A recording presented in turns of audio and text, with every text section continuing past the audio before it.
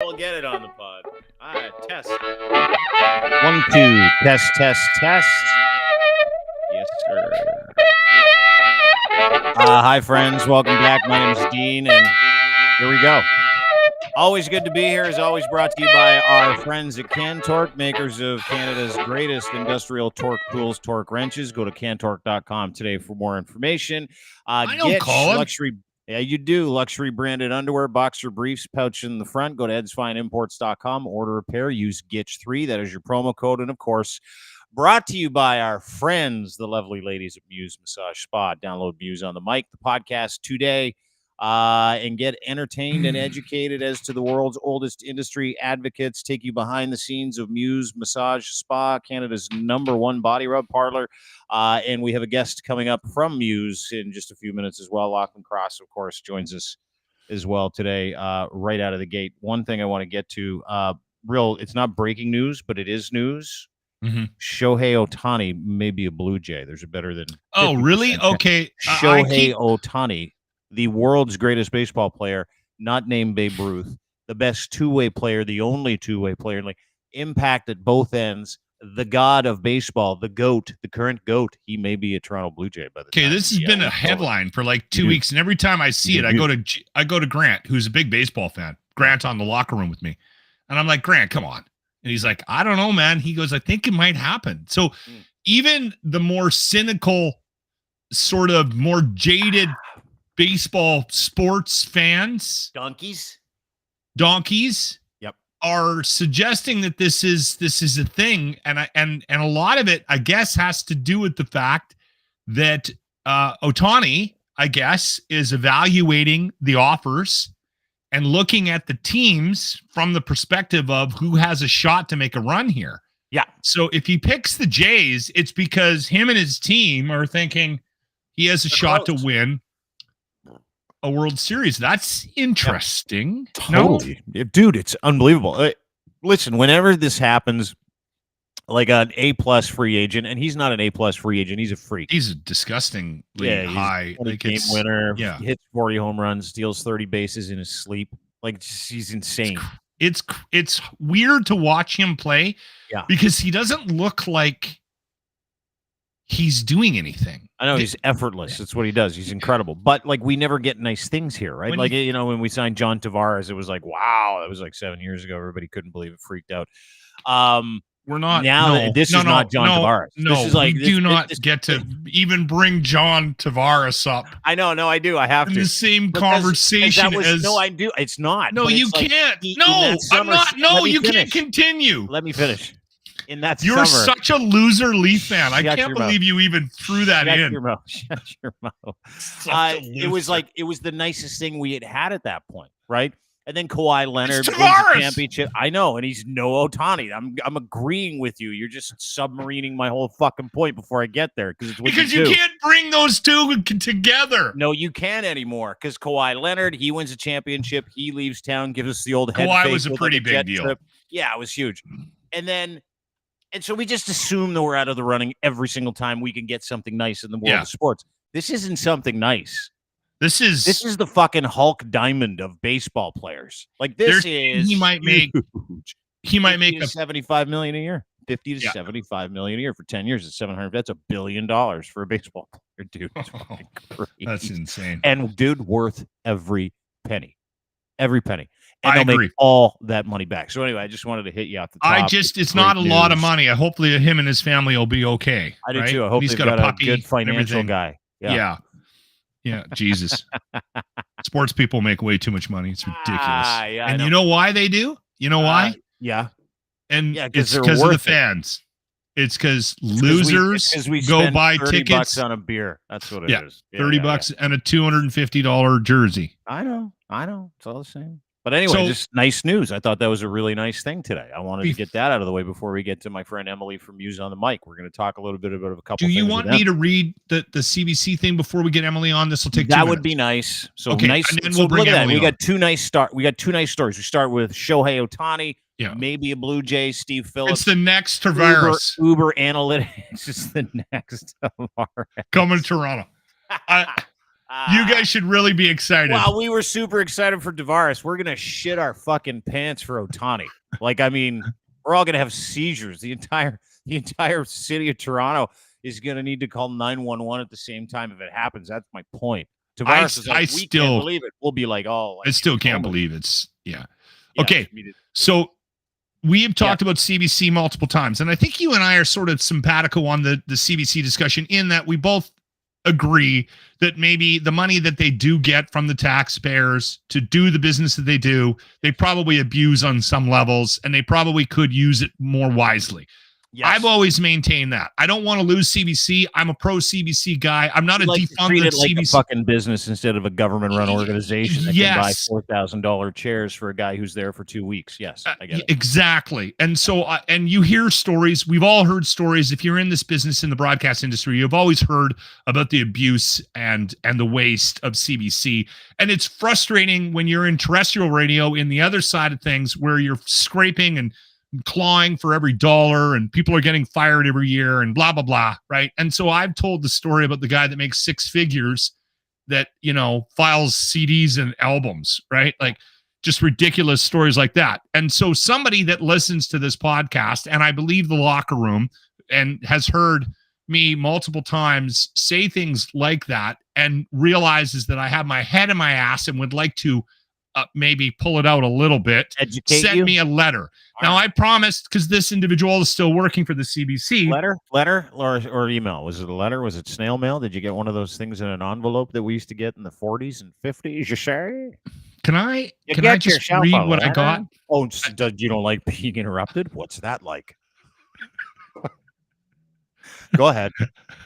It was a nice little note, okay? From a guy that works at CBC who's a fan of you and I. Okay. It's probably just me, but I wanted to include you because I know how you feel when I don't. Mr. Cross, I work at the CBC in Toronto. Have for the past 17 years. Every day I've heard layoffs are coming. That's no joke or exaggeration. We no longer have vinyl or CDs. The Mother Corp got rid of that years ago. Complete fire sale. So there. We're slowly inching my head out of my ass. Kingston, I'm busy here. He's busy. Okay. Indeed, there's a lot of glut at CBC, people failing upwards, people paid way beyond their abilities. There are some real troglodytes making a lot of money, and if taxpayers knew what they were making, they would be up in arms, rightfully so. There are also some great people who really know their crap and do amazing things in the face of bureaucracy and incompetence, and make considerably less than what they are worth. 8,000 employees, 4 unions. The CBC does local news, international news, and amateur sports very well. King said no. It's a good listener. I didn't get to take him for a walk. I'm sorry. He's mad at you. That's It should not rely on subject. And this is another thing I've always thought, that they should be thrust into the real world and have to actually fend for themselves and pay their own way. And that has been widely disputed. And actually people in CBC disagree with that analogy. And he sort of does as well. He doesn't think that the CBC should rely on Disney dollars, big farm dollars, lottery, alcohol, sports, that kind of a thing. So he suggests that the government should keep CBC alive. And I would hate to lose CBC. So I will be willing to, adjust my thinking on that.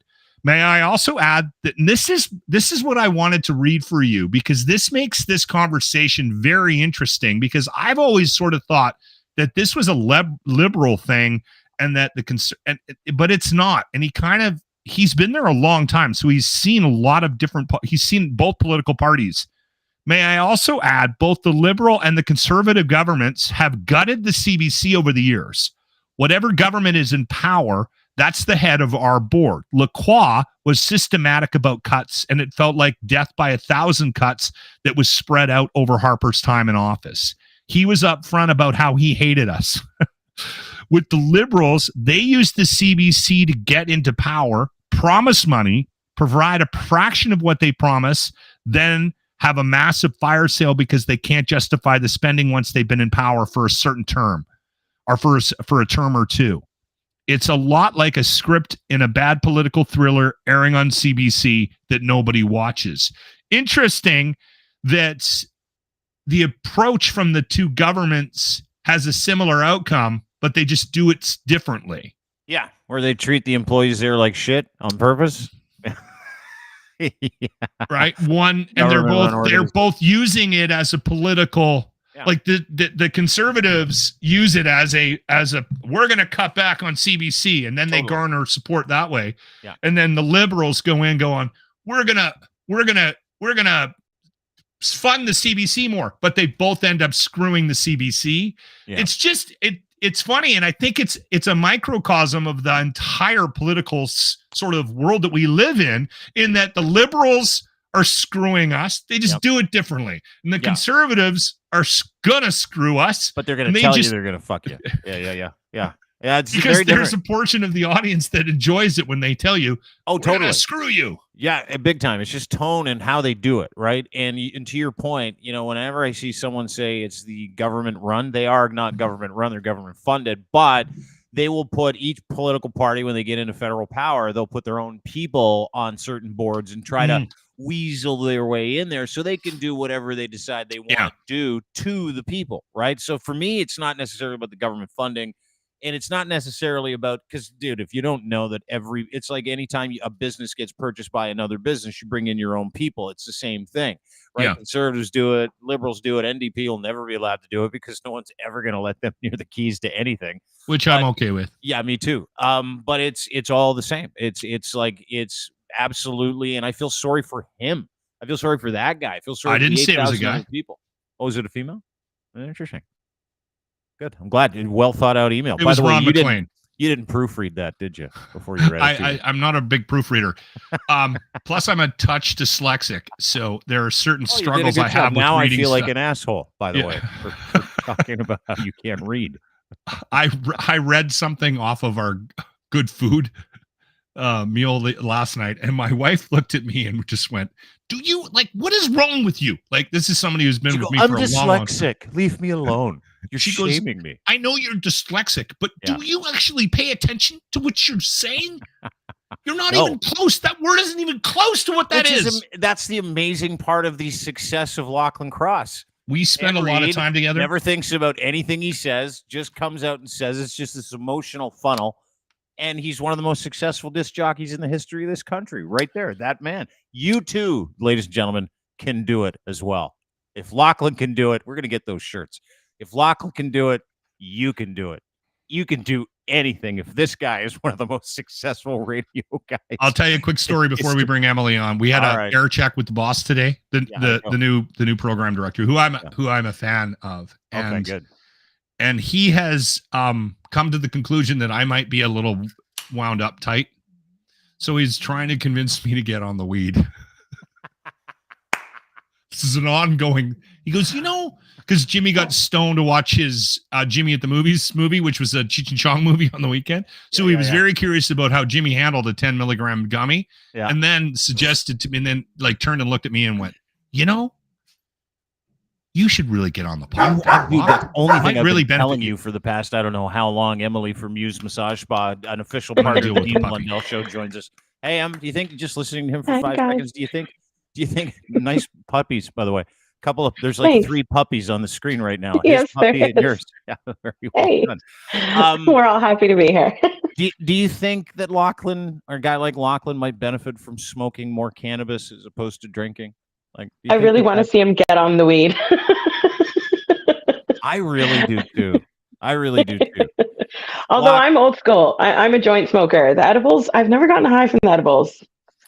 That's impossible. I know. You've never gotten high from edibles, so you just smoke a joint? Yeah, and I just tell smoke a Lochlin joint. how you feel when you smoke a joint. Nice and relaxed, don't you? Mellow. Life is too short not to. Get on the weed. Get on the weed, Lochlin. Get on the weed. Yeah, do so it. funny. Edibles, smoke. I've got enough problems with the one substance. And anytime I've ever tried to introduce something into my life, like at 17, 18, I'm like, maybe I'll try smoking. And then 10 years later, 2 packs a day for 10 years, I'm like, maybe I should quit this. Oh, dude, I was hard on the. Do you ever light one smoke off the end of the other? Do you ever do that? The chain smoke? Well, you kind of do when you have to smoke 2 packs a day. So now I just drink, and I figure you're not allowed to do anything else. So I stick with that. I've decided that that's my substance. You know what? I think M too. She's drinking. Is it wine o'clock in that coffee cup, M? It's wine o'clock, and I have a new Muse on the mic wine glass too. I'm very excited. Oh, a little merch. Go to Muse Massage Spa for your merch, ladies and gentlemen. Real quick before we get into a couple of items here today, I want to talk about Ozempic. Have you guys heard about this drug, Ozempic? Have you heard about it? I've tried it. You've tried it? Does it work? Mm-hmm. Okay. I didn't find results from it, but I know many people that did. Okay. But the minute you go off it, everything reverses, like any freaking diet. There's no free lunch. Yeah. Really? Yeah. Okay, so because there's a story going around. It's a big story. Diabetics, like poor diabetics, can't get Ozempic, and they need Ozempic for their diabetes because there are people out there that aren't diabetic who just would rather not, exercise and stuff. Vanity. So doctors are willingly in this province and around the country and in North America prescribing this drug. Now there's a shortage of this drug for diabetics. Was I wrong to suggest on Twitter yesterday, Em? Was I insensitive to suggest fat rich people are shortening the supply of Ozempic for poor diabetics? Was I mean? It is a thing. Is it? Explain that to me. Am I bad? Am I wrong? I mean, I never think you're bad. I love how aggressive you are. It was an aggressive tweet, but a lot of your tweets are aggressive, and that's my jam. So I have no problem with it. All right. I mean, it does take a bit of money, and I know Americans are even buying it here more so because of the affordability.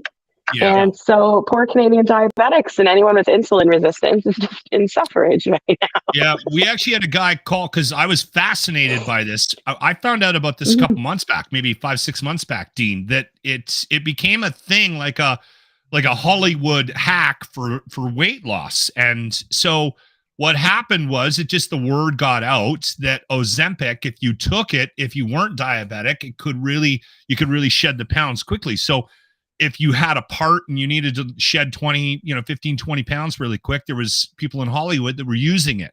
And it like really does suppress your appetite. It's I believe it's subcutaneous, which means you have to inject it right now. Is that correct?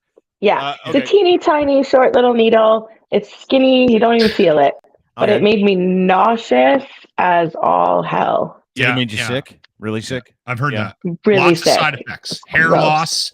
Whole bunch of weird shit. Yeah. Are you serious? So we started talking about it on the show, Dean. We were fascinated by it. And this guy about a month ago actually sent me a letter, like a handwritten letter in the mail. Yeah. And followed it up with a fax and also a carrier pigeon note. Anyway, he sent me a note and said, listen, can you stop promoting this because I now can't get it, and I'm being told by my doctors that I have to find an alternative to Ozempic, which exists, but the problem is the ones that it took a while to get Ozempic onto the approved list to be covered by your medical, and then the other ones that are new, Wagyu and some of the other ones. Wegovy and Rybelsus. Wegovy is an FDA-approved weight loss drug. Rybelsus is a tablet, and Wagyu? Wagyu. Yeah, it's not Wagyu. No, it's not. Dyslexic. So if you get those, they do a similar thing to Ozempic. The issue is that you are paying out of pocket for them because they haven't been approved yet by the Canadian Medical Board or whatever it is that approves these things. And that might take a while. Like he said, it might take a year. So now he's like, goes from something that would cost me $20, $30 a month for my monthly diabetic is going to go up to $300 a month. Because all these rich people who want to lose a couple of pounds are taking the stock. And I said to him, it seems a little odd that the diabetics would have to stand in line with the same people that are dieting from it. You'd think that there would be some sort of priority system, but there isn't. And he was pretty choked. I put him on the air. People are pissed, dude. Like I was looking at the replies in that tweet, as M calls it, my aggressive tweet. And the diabetics are pissed, specifically like poor should be. diabetics, because Ozempic, as I understand it, if I'm not mistaken, is the only one that is approved for diabetics, which comes with weight loss. And it is not approved as a weight loss drug, but it is being prescribed by doctors. And I don't know, like I know they get reimbursed for this in the United States. I don't think they do in Canada, but it's being prescribed by doctors for weight loss, like Yes. for a quick turnaround for weight Yes. loss. Is that correct? I actually got mine through someone else. So people are dealing it.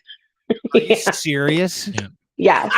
I was a bad girl. You're not alone, Emily. A lot of Someone gave people you, are, like that you had Ozempic for weight loss. Maybe they might have been diabetic, and you're like, I want to try that to see if I lose weight. It was someone else who was using it for weight loss and was like, hey guys, I've got like 3 prescriptions. Who wants one? well, and you know what else happened? What else I'll happened give it a was try. there were certain doctors, because they make money off of this shit, Whoops. that were like, it was Hustling the same it out thing. the side door. Yeah. It was the same Yeah. thing. Remember back in the day, there was everyone had a weed card, like a medical marijuana card. Dude, you And can there get was a boner, guy black in market Kelowna. boner pills too. Yeah. There was Yep. a guy in Kelowna you could call and do a quick phone call with him, and he would mail you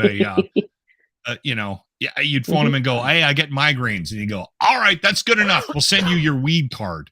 Okay, so where are we at then, ethically? Because I don't want to shit on people, because I saw some people in my mentions, not many, doing this one. It's the only thing that worked for me. And I'm like, did you try the gym? And they're like, I don't have time. I'm like, did you try eating better? And they're like, I'm not allowed, stuff like that. And you don't want to be like, we're living a very sensitive time, and I try to be very sensitive and not take anybody's inventory. But to me, that's like, what I say about you I all lost the about time. 50. It's Thank you. very Right. I lost about Sensitive 56, guy. incredibly very empathetic. I've lost significant weight by doing a couple things: exercising more, eating better, eating less, portion control, that kind of stuff. Now, I know it is a You struggle for also a lot of people. stopped smoking so much weed. Yeah, I did. And eating 7 Twinkies at night. That's true. Yeah, totally. A whole lemon cake. But is it wrong for me to have a problem, or for us to have a problem with people? And now you didn't take supply off the shelves, Em. You got yours on the black market, which I love. But is it wrong for people to say, listen, I'm not like obese to the point where I need this medication, but the side effect for it I want, which means I want to lose weight? Like, is that sort of a shitty thing that we allow in this society today, where, now diabetics are having to go get the other stuff that doesn't work as well and actually pay out of pocket for it? Is it wrong? I think it's a little nuanced. I agree that it's shitty if it's for vanity weight, but there are people, for example, with mobility issues that can't go to the gym. I actually myself suffered a spinal injury in 2020 during the just before the pandemic, and I was not this voluptuous before. I am now, but I couldn't walk for about 2 years. So I ate and I got fat. And for many people in that circumstance, gorgeous, just to let you I'm know. delicious. Yes. I'm actually quite enjoying these curves. It's a lot of ass, a lot of tits. I love it. Yeah, we don't hate it. We don't hate it. Yeah. I walk in the room in many directions. It's fabulous. But it took me a while to get to this point. I can walk, run, jump. I can do all the things. I walk 4 miles a day now. But I understand I felt really stuck at that point, and there was no workout option. And yes, you can diet, but diet only does so much. So I understand people wanting to do it in a more extreme circumstance. But if you're trying to lose your last 15 pounds, fuck off, really. I have a theory on this as a doctor. And one of the things I can't wait for this. Right? One of the things that I said, I wish I drank. I know. One of the things that I said when we were talking about this, and some people were actually suggesting I might have been obsessed with it, but I was fascinated by the fact that people, because when I started making fun of Ozempic on the air, people were like sending me notes going, I'm like, Locke, I got this from my doctor. I'm like, what the fuck? People are giving this to you, like your doctor's giving this to you, and you're not diabetic. So it's a thing. Here's my suggestion. Here's what I said, and I kind of sympathize with people. And Emily, like you said, the spinal injury, you put on weight you didn't want, and you were having trouble. You felt stuck. Yeah, there are exceptions. Yes, there are exceptions. I think that the medical side effects that we're hearing about now, and like honestly, every week, Dean, there's a new article about what this stuff does to you. So I think we're going to see some long-term side effects and things that that are really unhealthy about Ozempic. And so I have said to people who have asked me about it, I don't think it's a good idea. I think you should try to stay away from it. You should try. But there are a lot of people in situations medically where the medical situation they've gotten themselves into for whatever reason, because of their weight, are the side effects of Ozempic are less of a concern to them than what they're dealing with because of their weight. Sure. So if that's the case, and it can help you shed 5, 10, 15, 20, 25 pounds, and it can get you started on, then I would get off of it, which apparently is difficult. It's very hard to get off of it once you get started. Why? Because the weight comes back so fast, Em? Is that why? I think there's other reasons. It's not like painkillers where there's like the withdrawal and all the addiction stuff. It's more like your body resets so quickly. But if you're using Ozempic in, for example, people with insulin resistance, it's really confusing to the body to all of a sudden have this influx of or lack of insulin, depending on what your body's doing. That's what Ozempic does. It increases insulin production in the body, right? Yeah. Like, so it suppresses appetite in the process. Yeah. And so it can cause other side effects or new side effects that happen when you come off of it. But it's only a matter of time before we're going to see some American drug commercial that's like, did you take Ozempic and suffer from? Oh, call so-and-so and associates. You're entitled to compensation. Emily, I said the same thing. They're going to start. Yeah. Do you guys want to let's have a look at some of the side effects? I find these absolutely fascinating. This is for people who are using it to lose weight or for diabetes. Now, the people with diabetes will take these side effects over the diabetic side effects in a heartbeat. But this is if you're healthy and you're doing this for your vanity. Low blood sugar is a side effect, upset stomach, heartburn, burping, gas, bloating. Did you have some of that? A little bit of farting, Em? A little farts? I didn't deal with that, but the nausea was a bitch. Yeah. I've heard. Diarrhea, constipation, runny nose or sore throat, stomach flu symptoms, or headache, dizziness, and tired. Now, let's get to the serious Ozempic side effects. Go to emergency medical if you have signs or allergic reaction, but if your call your doctor at once if you have vision changes, unusual mood changes, thoughts about hurting yourself, pounding heartbeats or fluttering in your chest, lightheaded feeling like you might pass out, signs of thyroid tumors. How's the weight loss, vanity people? Swelling or a lump in your neck, trouble or swallowing, hoarse voice, feeling short of breath, symptoms of pancreatitis, severe pain in your upper stomach, spread to your back, nausea without vomiting, fast heart rate, gallbladder problems, upset stomach, pain, fever, clay-colored stool, jaundice, low blood sugar, hunger, weakness, sweating, confusion, irritability, dizziness, fast heart, feeling jittery, kidney problems, swelling, urinating less, blood in urine, feeling tired, short of breath, stomach flu symptoms, stomach cramps, vomiting, loss of appetite, diarrhea, maybe watery or bloody, and symptoms of ileus, stomach paralysis, bloating, stomach cramps, nausea, pain, vomiting, constipation, appetite. That's a big one right now, Dean. I'm actually surprised they don't have hair loss in there, because I read like 3 or 4 articles that said that women were losing hair, like it was coming out. So I'm surprised that that's not part of that. But yeah, it's serious, and I think, man, listen, I know people struggle with weight loss and they get to a point where they'll try anything. They're desperate. God, I don't know if the Ozempic is the way to go, folks. If you can find something else. That list reminds me of Hydroxycut back in the day. Remember that? Very similar symptoms. Yeah. Drugs. Yeah. And Fen-Phen. Do you remember when Fen-Phen was out too? Everybody was like, take Fen-Phen. Everyone was walking around like this. Everybody had the shakes. The shakes and the shit. What the hell is Fen-Phen? Fen-Phen was discontinued. Yeah. My buddy's wife was on it for a while. I didn't see her for like 3 months. She lost like I don't know, 80, 90 pounds. And I'm like, what?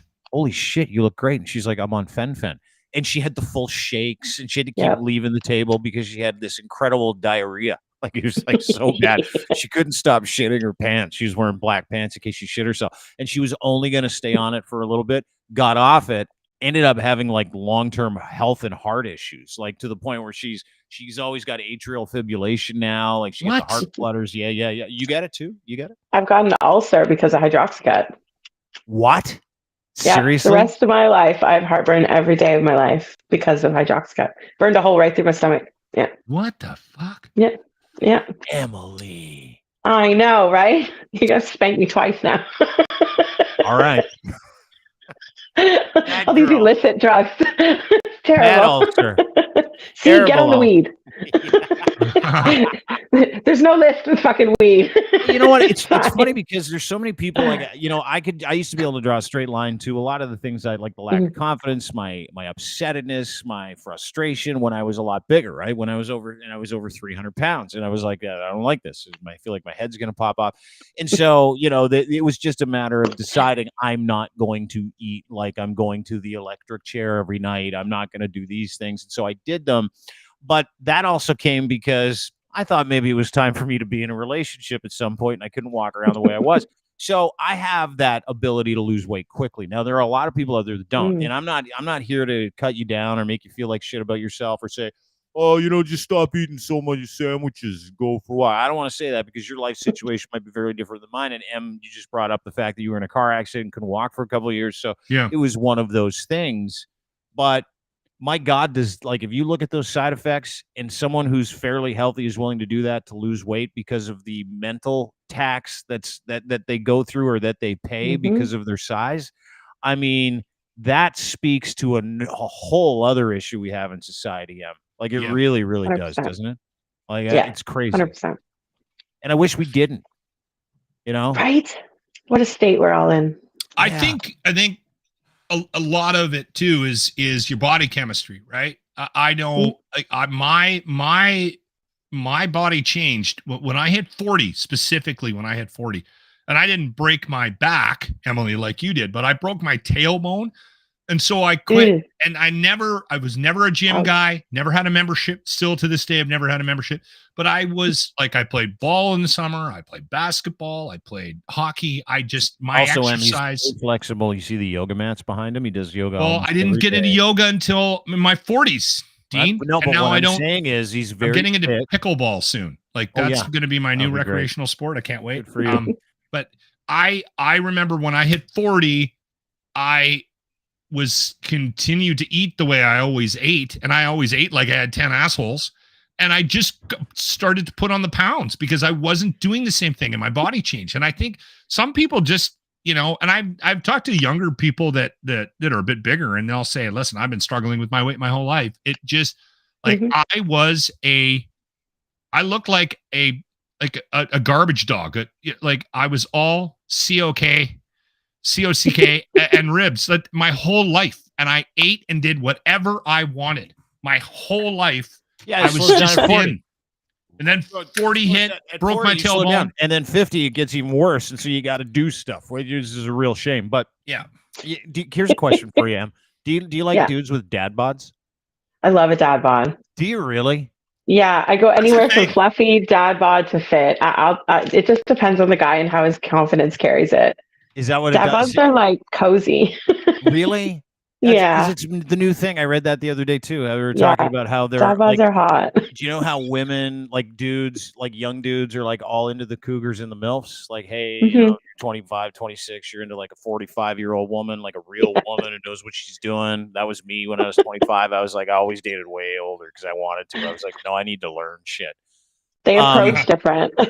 Oh, huge, right? It hits different. Everything about it. So you're like, no, that's a woman. That's incredible. But I've heard of there's this new thing with young women who are like, I totally love a dad bod. I don't need the cut dude. I don't need any. So gentlemen, if you're considering Ozempic, there is an actual category for you, and dad bods are apparently in now. Is that what I'm understanding? Yeah. I'm not mad at a 6-pack, but I'd pick a dad bod any day. It's also a confidence thing. I feel more even Steven with a dad bod. I don't have abs, so let's like keep it kind of level the playing field a little bit. But a dad bod is perfect because they're usually kind of buff in the shoulders and arms. They usually got they don't skip leg day, and then they're just like soft and squishy in the middle. It's nice. Yeah, nice. Bit of a shit locker. Yeah.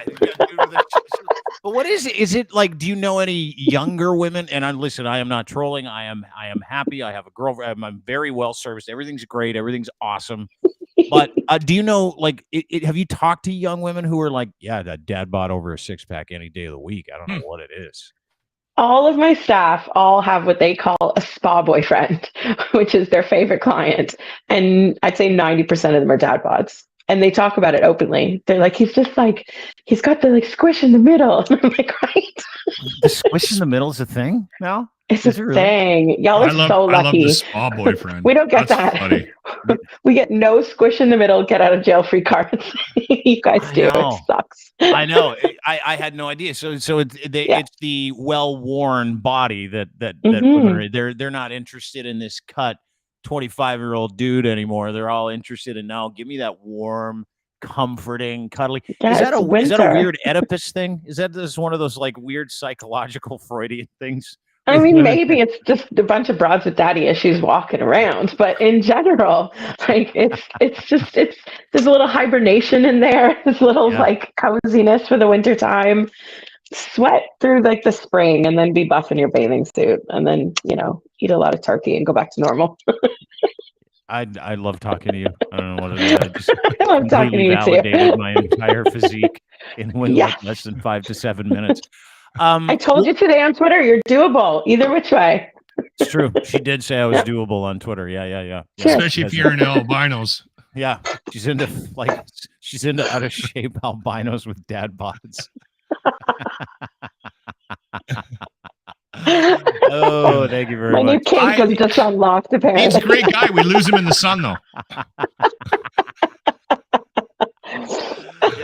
I'm the only Canadian walking around with an umbrella all the time.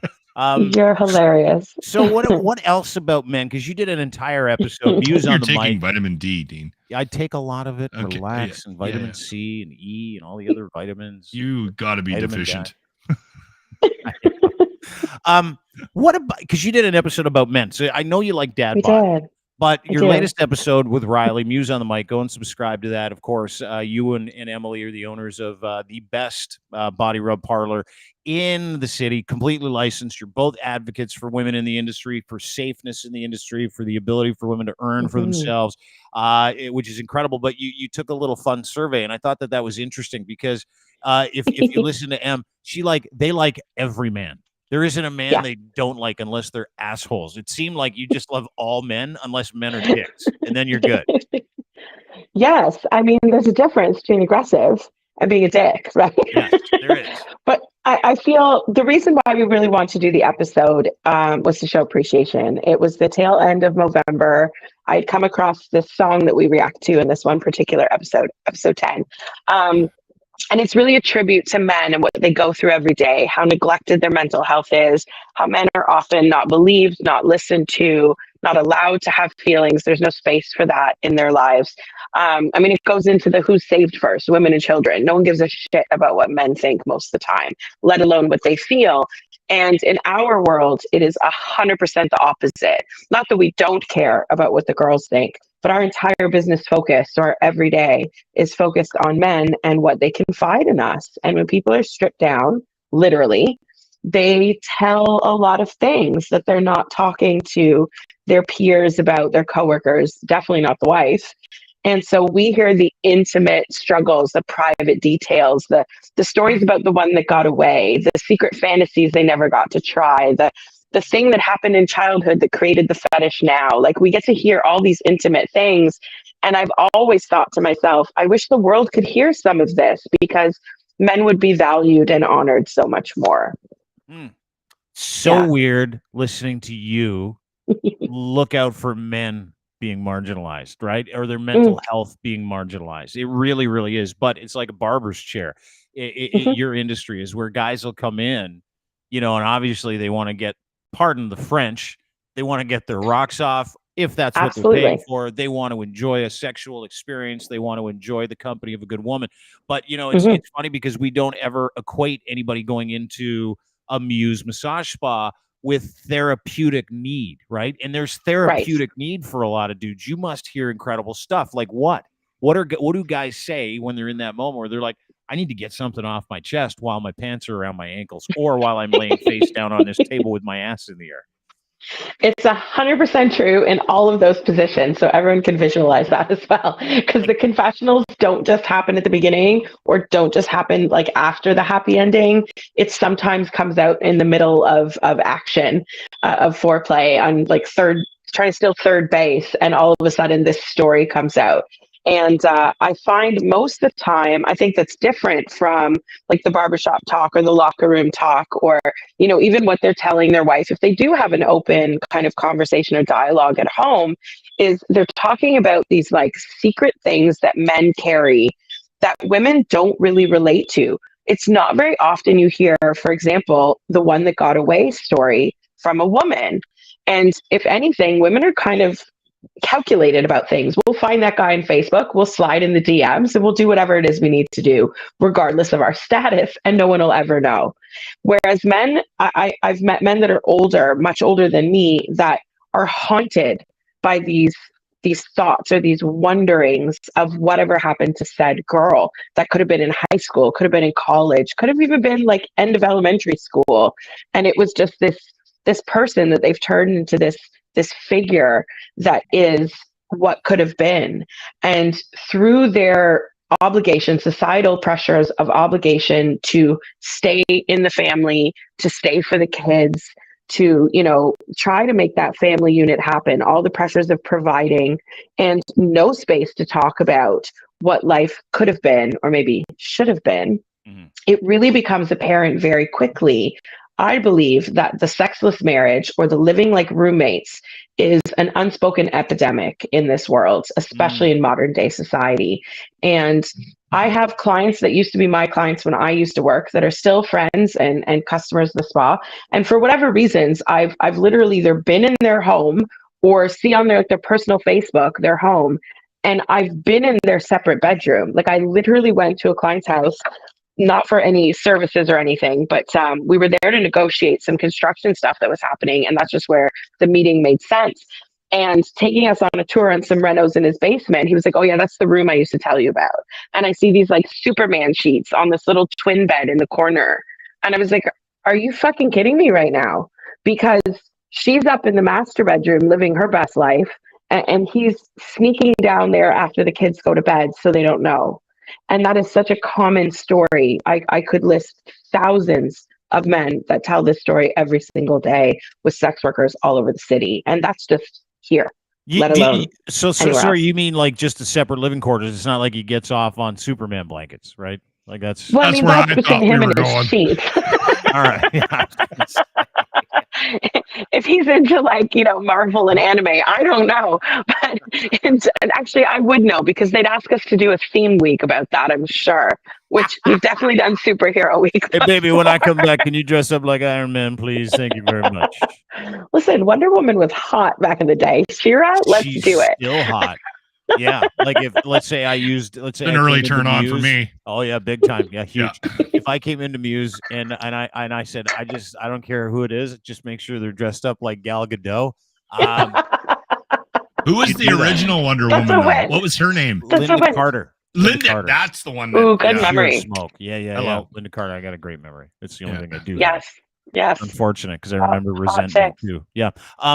But my I know I'm the worst. But you bring up a fascinating point, and you know what? It's not like men are hard done by in the majority of cases. It's not like, you know, they're not complicit in, you know, the breakdown of a relationship where the wife gets her best life in the master with an ensuite while he's in the corner sleeping on a twin bed with Superman sheets, doing God knows what to the sheets and to himself, right? You know, but they have this idea that they don't have to talk to anybody about it. And so, you know, in your mind, right, you spend a couple of $100 to get the company of a lovely lady. And, you know, I can't imagine like a guy in the moment, because I'm one of those dudes that like in the middle of something, I'll be like, listen, I got to tell you something. I need to explain. Yep. It blurts out just like that. It comes out unexpectedly. Is it a mood killer when a guy's like, you're rounding third and you're going to grab it and things are going to happen. And he's like, I got to tell you about my Superman sheets. I got to tell you about it. It depends kind of how it's brought up. I think something like the girl who got away could come up in a sexier way, because it might be like, oh, you remind me of somebody, or some like inroad that kind of leads to that. But when it's more a tale of like regret, or devastation, or delayed separation and things like that, it sometimes comes out spontaneously, just like any other emotion would burst out spontaneously. I mean, it's not common, for example, that people cry having an orgasm in the parlor, but I'm not going to sit here and lie to you and say it's never happened. That happened? Of course. I gotta add something new to my list of things I don't trust in people. Hey, have you seen guys cry right after they've have you seen 100%. 100%. So I've also seen guys do really weird shit in that moment. Like what? Like I had a client that used to act like it was football, and he'd put his hands up in the air and go, score, right in the middle of it. Okay, that I'm okay with. Yeah. That makes more sense. That makes more sense than crying. Listen, it comes out however it comes out. I knew a guy that used to talk about himself as a third person leading up to those last like 30 seconds before orgasm. Yeah. And he'd be like, John Franco's here. John Franco's arriving. And he just talk about it. It's great. Maybe I am normal. Nothing sexier than Nobody's listening normal. to a guy refer to coming as arriving, by the way. John We Franco's arriving. We all knew when he was going to come. It was great. There's no surprises with John Franco. Yeah, you could get your hair out of the way just in time. That's the deal, right? You want to Just lean back. That's all you need to do. Aim away. Actually, you got to be careful with aiming away. I shot a guy in his own eye once. It's really bad. Well, it was his own fault. It was his own fault for having a super prostate. That was his issue, not yours. Prostate. Super prostate. Stupid prostate. You're fun. Yeah. Fascinating part of the industry, because a lot of people, by the way, M owns Muse Massage Spa, 1290 Finch Avenue West. You can go there. You can go to their website, musemassagespA.com. It's Babelicious Bingo month, by the way, from now until December. So you can play some bingo and get better rates. They've also got a shop. They've also got a bevy of young ladies who will entertain you. But to the therapeutic point, there are countries in the world, there are countries, Scandinavian countries, that literally, and you know this, right? That will cover that service on behalf of a client for the therapeutic reasons that you're talking about it, right? Yes, especially in Scandinavian countries, and even more so for people with special needs. It is covered as a health benefit, because if you are a quadriplegic or something like that, where you need a special kind of service and need someone specialized to be able to deliver that service to you, there is actually an insurance policy that covers those kind of things, which we get asked about all the time. And I'm like, no. Do you guys take OHIP? There's no OHIP for happy endings. But I fully support the notion of someone in a very special circumstance having no different than any other specialized treatment. And who would you go to other than a sex professional for something that is sex related? But the human body is magical. I've known people and had customers where through spinal cord injuries and things like that, the body will reroute the pleasure centers. So it used to be your penis suddenly is somewhere else, not your actual penis, but where you receive those same pleasure feelings can be rerouted, just like certain animals can regrow their tail when they lose it. And next thing you know, someone's thumb or below someone's belly button or some little pressure point is suddenly where you can feel orgasm and still not feel from the waist down. It's absolutely wild. But you need someone who's skilled and knowledgeable, exactly, to be able to deliver that kind of a service for you, let alone, be able to cover it by insurance. That is, see, this is why I love having M on, right? I've never heard of she that. run Canada's most reputable and safest and high-end body rub parlor, licensed, professional? Yes. Is she an advocate for it for all the right reasons? 100%. 100%. Yes. Yes. I love it. Here's a question from Anthony. He wants a question for you. It's really basic. What's the grossest shit you've ever seen? Why does everyone always want to hear the gross stuff? I know. I want to hear more about the Superman wanker. That's what I want to hear. No, you know what? The Superman thing isn't going to be as interesting if a guy's got a penis on his neck. That's true. Yeah. That is a different kind Why of is that super guy because that's a always face to wearing sit a on. I'm scarf? sorry. Okay, yeah, there you go. Or neck, right? Yeah, like obviously you had people come in where, yeah, go ahead. I don't want to interrupt you. There's definitely gross things that I consider gross based on my personal likes and dislikes. To other people, certain things aren't that gross. Yeah. But I do remember, I always lean back to my own personal stories before Muse, because Muse wasn't invented before I retired. But I was a different era. There wasn't as much luxury in the facilities. And my first spa had no showers. So that was gross. But with that meant a lot of gross hygiene type stuff. And it's tough to really talk about. Even I don't think on our podcast we'll even really reveal all of it because it's stomach turning. Don't do it then. Don't do it. Don't do it. You know what I'm seeing in my mind? I'm seeing an abscess next to the nutsack. Or I'm seeing an open wound around the bung piece where you're and the guy's it's a lot of weird shit. Yeah. But I will say we're going to tell this whole story on a future episode. But we did for a few years at Muse have a secret serial shitter that would shit in the shower. And it took us forever to figure out which fucking client was doing it.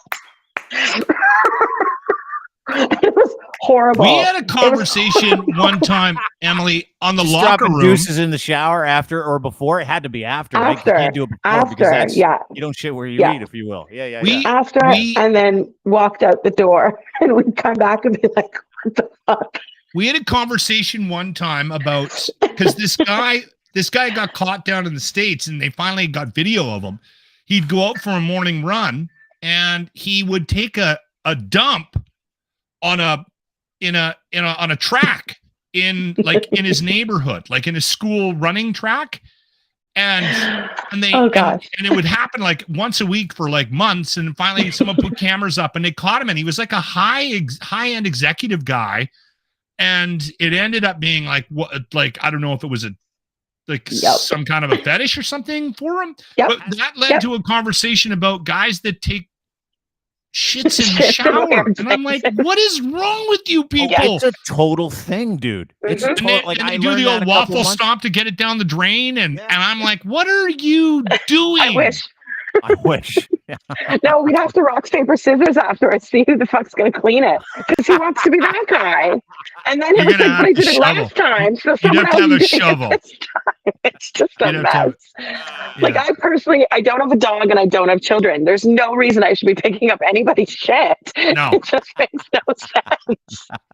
I remember one time I would dive into both those if I wanted to. Good God. My grandmother had a campground in Castlegar, Hislop's Highway Campground, for years, and in the summers I'd go and I'd help her out, and she had the bathrooms locked because we were right on the highway, and people would cruise in and try to use the bathroom, and she made sure that the bathrooms were just for the paying clients. And one morning I was on my way down to clean the bathrooms, and I'm walking up and I'm like, what's that? Right at the front, right on the mat to the bathrooms, someone dropped a deuce, and it was huge. It was and about this long. And I'm thinking he really had to go. I didn't even blame him at that point, just based purely on the size. But I mean, that sounds like he had to go. But I'm telling you, there's people that do it just because they get off on the idea. Yeah, and you know what? That whole thing is people that want zero desire. I'm fortunate to have grown up. Want the poo stuff? No weird. You know what? And I will say there are a lot of people who are like, yes, scat's a category. I'm like, no, it means you're sick as fuck. That's what it means. I'm going to fight you on that one because I don't kink shame whatsoever. And I can tell you that most fetishes start in early childhood. So it could be something as simple as a child left in his diaper, felt warm and squishy, felt nice. It can be that simple. And then fast forward till he's 47. That still doesn't explain wanting someone to take a dump on your chest. I'm sorry. Like everything else, things progress, right? There's evolution to everything. You can take, I'm going to bug both of you guys on this. Don't judge. All right. Because you could take a simple foot fetish, right? Something that, again, happens often in childhood. It could be something as simple as a baby learning to crawl, crawls across the floor, goes over mom's feet and thinks, oh, that feels nice. Feet are soft. Feet feel good. And it could develop later in life. But liking feet can then become foot jobs, or I like nail polish, or pantyhose, or stilettos, or smelly feet, or just toes, or like there's all these branches, and it stems and evolves as you go.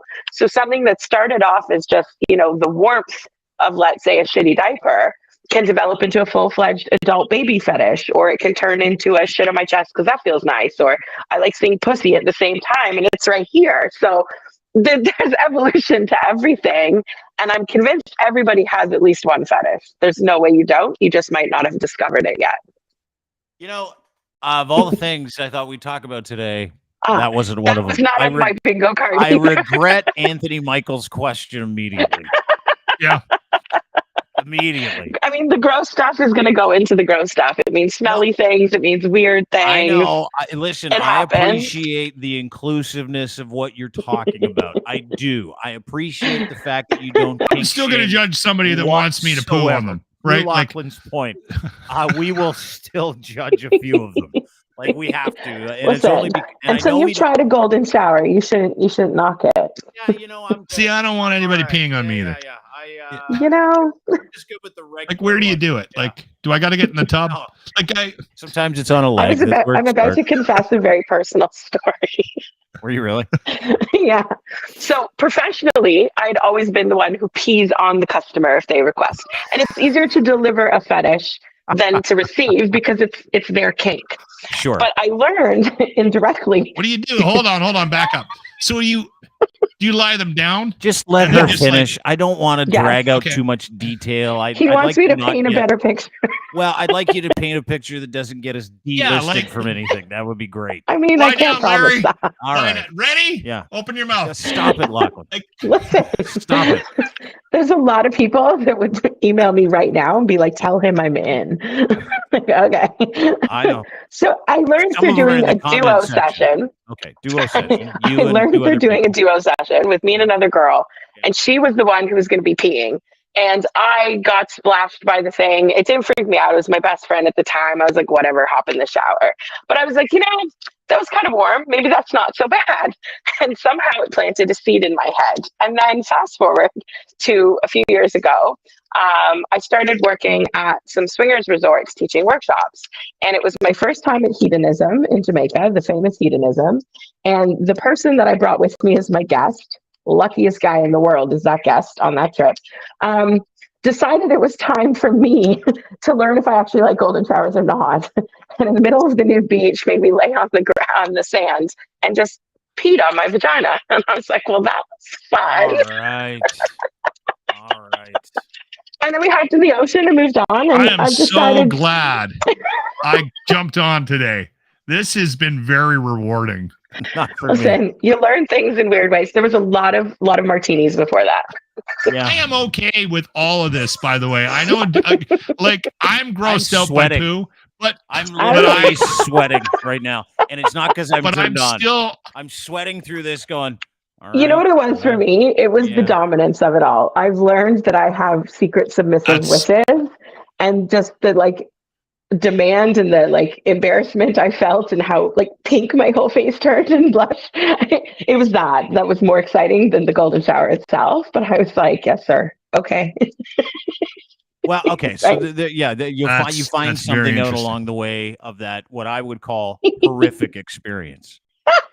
It was fun. But again, I think this is it. I think it's healthy. I think it's that hiding something that you're into is way right. It's way more damaging to a person and their emotional stability than actually just finding somebody that can also deliver it or help you out with it. I mean, whatever it is, whether it's being peed on or having a thumb sucked or you know, whatever.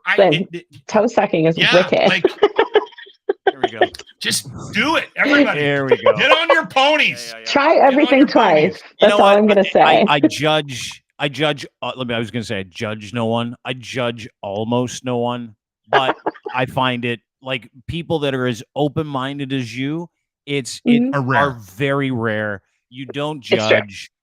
You willingly are vulnerable about the things that you do or try because you don't want other people to feel like their kink might be weird. Yeah, you don't want other people to think that there's something wrong with them. And so, you know, it's kind of like a chef. You got to taste your own food before you serve it to everybody else, I guess. But bottom line is that, you know, no matter how graphic that entire explanation was about everything that you just talked about, this is a therapeutic conversation for a lot of people too. So you can sit out there and you can send emails and you can get angry that Emily talked about something that was graphic that you didn't like.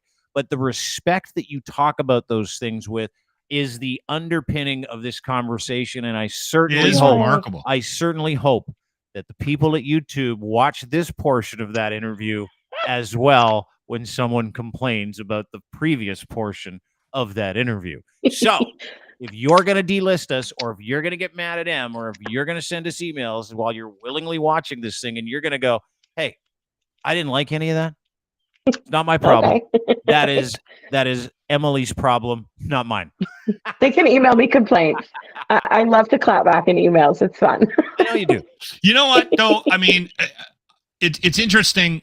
Dean's bringing that up because what ends up happening on these podcasts, especially the live ones, when after the fact, when they get repurposed and they get pushed out, they do get blocked. And quite often we will find out after the fact about an issue we had, and we'll go back and Dean and I'll be on the phone that night going, what did we do?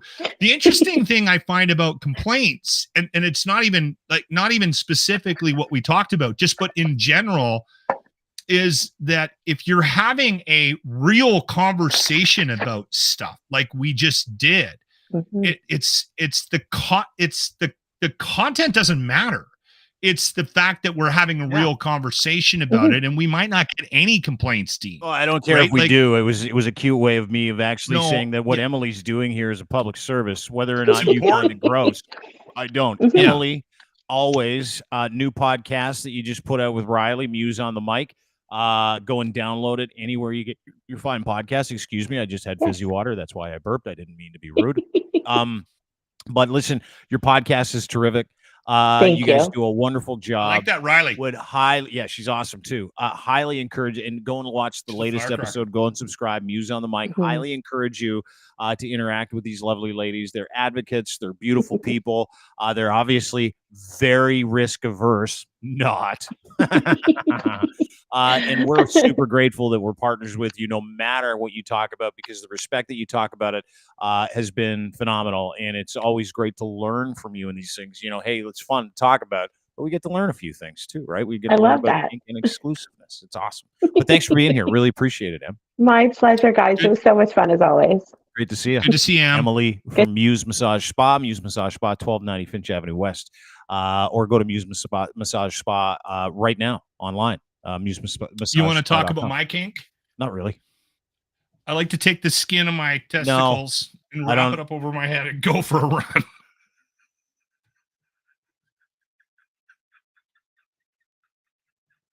Just around the block. Just a quick circle back in the house.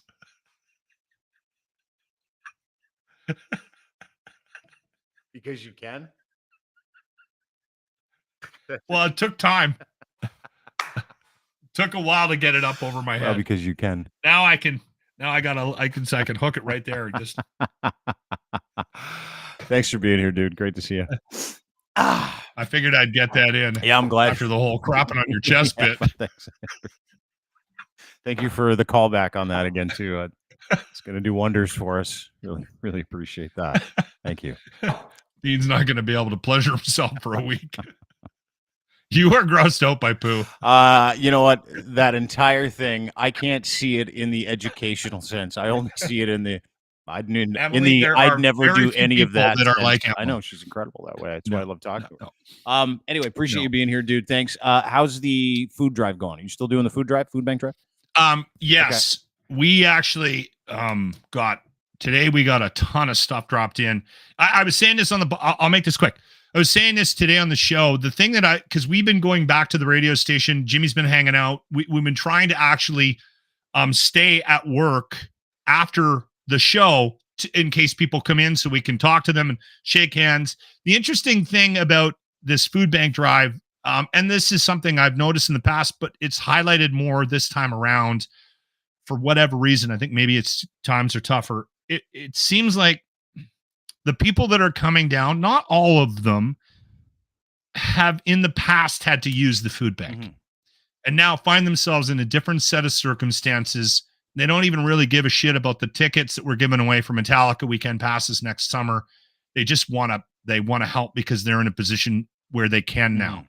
And they had tough times. They had a downturn and they had to use the food bank, and it got them and their family through a tough time. And so now, like, we had a guy come down the other day, he goes, man, I wish I could give you more, and brought a box of Itchy Band noodles. And he was, told a story about how he lost his job and was just close to losing his house, and the food bank saved his life. And it just, there's so many stories like that. And it's kind of crazy. Like, the guy come in with a pair of work boots on, and, like, he took his lunch break and came and dropped off noodles, still not making a lot of money. Still looks like things are tough. Right. But he wanted to do something. And there's just a lot of people out there that have big hearts, man. Yeah. And it's so cool to see. I'm so glad we had this little run here. We're wrapping up Friday. If you live in Edmonton, you know what a lot of people are doing? We've had like 3 or 4 people do this. They're ordering like a Walmart grocery delivery. Yeah, and dropping it off. Yeah, I've seen that. Yeah, it's cool. And anybody. So we have we've got Uber drivers bringing stuff down to the radio station, and we're like, you're signing for Chris Swanson from Walmart. And we're like, okay, all right. And he dropped off $40-$50 worth of groceries because he's in Leduc and he's working 10-hour days and he can't make it down. Yeah, how nice is that? Right, like, it's just been unbelievable to see the support we're getting for this. It's been fantastic. Yeah, make sure you do yourself a favor. You're in the Edmonton area, at Lochlin Cross on Twitter, 957cruisefm.ca. That's where you're going to get all the details. These are people that care. Not often do you find people in media that give a shit, and this group of people does. Lochlin does. I know him. I know his heart.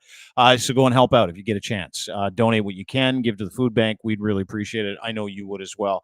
It was very good to see you again today. Thanks for your time. Tomorrow I'm doing drive. I'm doing morning show and I'm doing afternoons. Maybe I'll have you on. I'll get on both. I'll get on in the morning and in the afternoon. Well, I want to talk to you tomorrow. Okay. I want to talk because I want to talk you into watching Squid Game. Okay. The new. Okay. We'll do it tomorrow. If you have time tomorrow morning, I'll get you on. I will. I'll be there tomorrow morning. All right. Good seeing you, Thanks, brother. Pal. Great to see you. Lochlin Cross, 957cruisefm.ca. Have a great day, everybody. I got a split thanks to our sponsors and partners, including our friends at Muse Massage Spa, 1290 Finch Avenue West. Lovely ladies, lovely group of people. It's therapeutic, if you will. We just finished going over that. MuseMassageSpa.com. That's where you can find them online. Muse on the Mic is the name of their podcast. Download, subscribe. These are good people, advocates for the industry and the people in it. MuseMassageSpa.com and Muse on the Mic. Go and download and sub that podcast now. As well as our friends at Gitch. Ed's Fine Imports sells them. You can put them on you. The best luxury branded underwear on the planet. Boxer briefs, pouch at the front, super breathable, barely their fabric, made for everything, all day, all the time, moisture wicking.